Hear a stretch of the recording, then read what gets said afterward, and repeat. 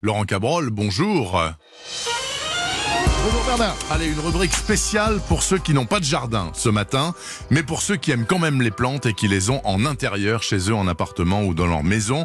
Écoutez, on va faire un petit quiz, si vous voulez bien, Laurent Cabrol, de tous les mots qui peuvent être évidents pour toutes ces plantes en intérieur. Par exemple, des plantes qui font pas de fleurs. Peut-on faire quelque chose? Floraison nulle. Oui, floraison nulle ou de mauvaise qualité, les tiges sont faibles, les feuilles pâles.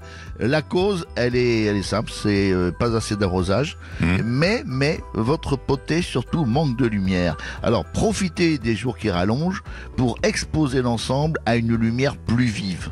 Donc vous n'arrosez pas trop, mais surtout vous la mettez à la lumière. C'est ça donc. La lumière naturelle, on est d'accord, pas une lampe électrique, hein. Non, lumière naturelle. Non, on essaie de la mettre près de la fenêtre, quoi. On la rapproche de fenêtre, on la met à une fenêtre où il y a le plus de soleil. Et si on a par exemple des fleurs ou une fleur au moins qui penche?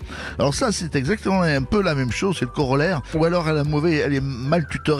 En fait, votre fleur cherche la lumière, comme dans les jardins, mais elle doit avoir un petit peu plus de lumière à l'intérieur des maisons. Alors vous savez ce que vous faites? Vous faites tourner le pot qui est près de la fenêtre. Un quart de tour tous les jours. Voilà.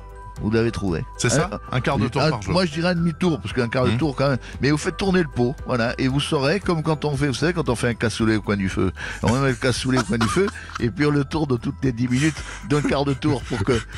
Là c'est pareil, sauf vous avez que c'est avec ces analogies quand même, écoutez. Le cassoulet et la fleur qui penche, ça n'a rien à voir, enfin. Ben non, mais c'est tellement bon le cassoulet, ça me donne faim. Bon, et si on constate que nos verdures, là, nos plantations ont une croissance très lente, ça pousse pas, quoi, voilà. Oui, souvent elles sont chétives, elles ont des racines qui commencent à brunir, si vous voyez les racines, si vous arrivez à les voir. À travers, souvent il y a des pots avec, on voit dépasser les racines. Ça veut dire qu'il y a beaucoup d'eau.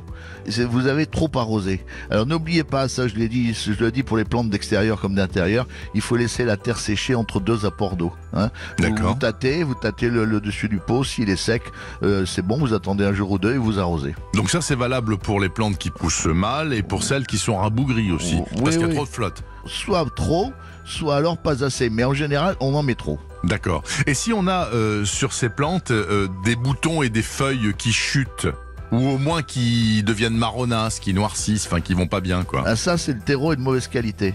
En fait, le terreau, ça n'a l'air de rien, mais c'est important parce que c'est la nourriture de la plante. Alors vous lui mettez de l'engrais, vous lui mettez...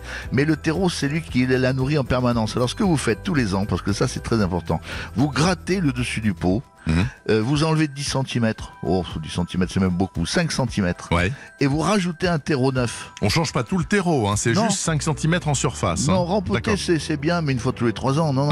Là, juste la surface pour que ce nouveau terreau, une fois que vous allez arroser, il va pénétrer dans le pot et il va nourrir les racines.